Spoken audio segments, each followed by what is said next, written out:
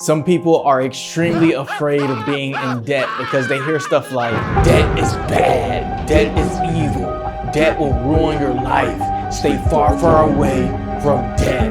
And I get it, right? Because some people definitely lack the financial education and discipline to handle debt properly. But listen, if you're scared of debt, then I have some harsh truth for you, okay? You're not really afraid of the debt. What you're afraid of is actually the asset, because the right debt can actually help you create generational wealth. So in this video, what I want to do is have a conversation with you about debt and walk you through good debt versus bad debt, assets that you can actually trust, and the process of getting good debt. Stay tuned.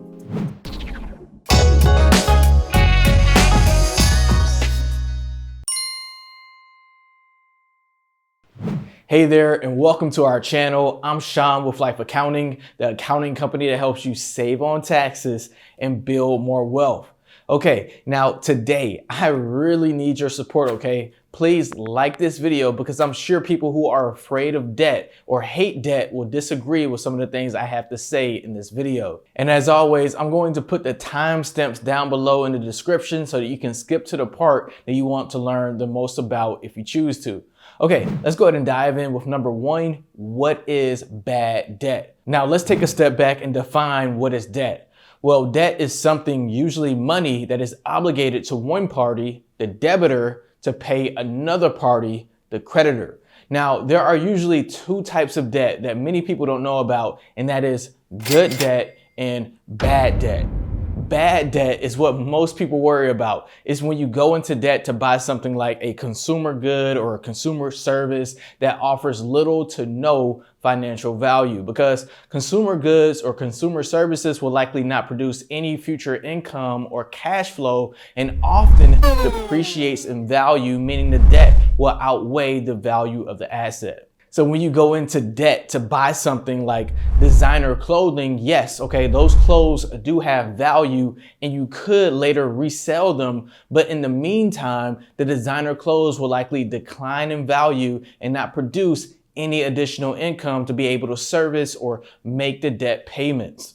Examples of bad debt will be going into debt to get stuff like auto loans, because cars depreciate in value very, very quickly. And it's often said that the second that you drive off the lot, the car loses value. Also, auto loans are primarily used for personal consumption, which means it offers very little income. However, auto loans can be a good form of debt as well, which we'll talk about very soon. The next example I have are student loans. So student loans can be a form of bad debt, especially if you end up not graduating and earning a degree, or if you end up not using your degree at all to produce future income. Okay, another example of bad debt would be personal loans on stuff like vacations and special events like weddings, okay? I know quite a few people that really wanted to take that vacation, or they really wanted their dream wedding, and they used that debt to be able to afford the payments. Of course, the possibility of your vacation or your wedding producing a positive return on your cash is very, very low. Now, my last example of bad debt will be other discretionary spending like 5-star restaurants or going to bars or having a lot of quality massages, etc. Of course, these things are consumed and depreciated almost immediately, thus they have very little financial value. And another harsh truth is this, okay? Bad debt becomes really dangerous when it's compounded with high interest, which is usually the case when you use credit cards. All right, let's go ahead and move on and quickly talk about number two, what is good debt? So good debt is the opposite of bad debt, right? Because good debt can actually help you acquire assets that appreciate in value and produce cash flow. Good debt is what people want because it can help you build your net worth, thus increasing your wealth. For example, when you go into debt to start a small business, you have the potential of that business increasing in value and producing cash flow for you, which in turn allows you to service the debt payments. So it's good debt. Now, other examples in addition to small business loans of good debt would be rental property mortgage loans, okay? Going into debt to get a great rental property can also be a form of good debt. For example, if you have a mortgage loan on a rental property that costs, let's say, $1,000 a month, but then you find a tenant who is willing to pay rent to you for $1,500 a month, then not only are you able to service the debt payments, but you can actually start producing more income as well. On top of that, the property will likely appreciate in value, thus furthering your net worth and your wealth growth. Now, what about a personal resident mortgage loan? Well, this one can be a little bit controversial, right? In the popular book, Rich Dad, Poor Dad, Robert Kiyosaki made the thought popular that your house is not an asset. Because on one hand, your primary real estate home does not produce any cash flow to be able to service the mortgage debt. So it can be considered to be a form of bad debt because it's not able to produce the income to support it. On the other hand, real estate is one of the few assets over a 100-year period that has appreciated in value because, after all, people will always need a valuable place to live, so it can be considered to be good debt as well. Now, I want to hear what you think about this. Is your personal house an asset? I'm really curious, so tell me what you think in the comment section below.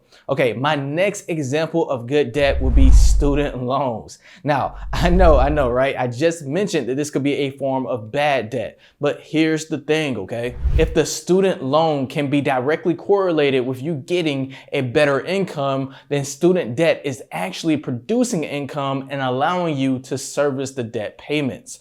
All right, let's go ahead and move along to the third part of this video, number 3. Assets you can trust. Now, what is an asset? Well, I like to define an asset as income generating properties that appreciate in value over time. And popular assets that accomplish this are often associated with good debt. So again, things such as businesses that produce positive cash flow or dividend paying stocks. And of course, rental properties and oil wells, and even staking cryptocurrency. Now, I want you to remember, I said earlier that if you're afraid of debt, then what you're actually afraid of is the asset. Well, let me expand on that a little bit further, okay? Let's say, for example, you are an experienced business owner and you have been rapidly growing the business. And for every $1,000 you spend, you know with a high degree of certainty that that $1,000 will produce an extra $3,000 in income. But right now, you just don't have the cash. But because you have extreme confidence, you are not afraid to get a business loan to finance the additional spend. And that's because you have extreme confidence in the asset, which is the business. So this is exactly what I mean. And you could say this same thing if you were an experienced real estate investor as well, right? Like if historically you have been able to confidently produce positive returns on your rental properties, then you're likely not going to be afraid of getting into debt to get another property. On the other hand, you may not have the confidence in taking out a loan on something like cryptocurrency because maybe you have very little experience, or your experience has been it is a very volatile asset and you're not sure if it will continue to produce positive income. So in that case, it would make complete sense why you're afraid to take out debt on such a risky asset. So the key to not being afraid of debt turns out to be truly understanding your assets through education and your own personal experience. And you can first start out by learning everything you can about a specific asset class in this market, and then start small by using maybe some of your own cash or a little bit of debt while you're gaining more experience and confidence, and then go bigger from there. Which brings me to number 4. The process of getting good debt. Today, most lending processes are mature enough not to just lend money to anyone, which should help steer people in the right direction when it comes to trying to get good debt on an asset. But getting good debt can actually be a lot easier than going into bad debt because lenders know that the assets that you are purchasing or you're building can actually help, once again, produce income and service the debt payments. The biggest question you'll likely have to answer when you're trying to get good debt is, what are you going to do with the money? And this is when having a good business plan comes into play, which, by the way, I have a great video breaking down how to create a business plan step by step, which I'll link at the end so you can watch that after you finish this one. Now, once you're able to clearly demonstrate what you're going to do with the money, then you need to save up for a down payment and then find someone who is willing to give you the loan.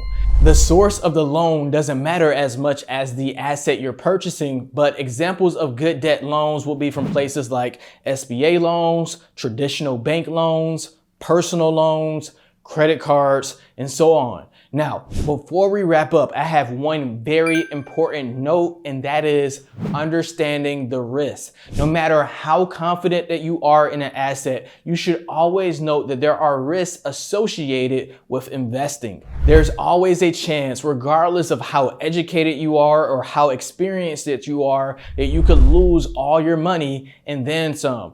And as you may be aware, homeowners and real estate investors lost a lot of money during the 2008 financial crisis. And I personally, Sean, still likes to have a balanced approach by having good equity to debt ratios and maintaining a healthy cash balance. Now, as a side note, there are risks to everything in life. So of course, be calculated and take your time and do what makes you feel comfortable. All right, coming up next, we have 2 more videos that you may enjoy as well. So check those out if you haven't already, and I'll see you over there.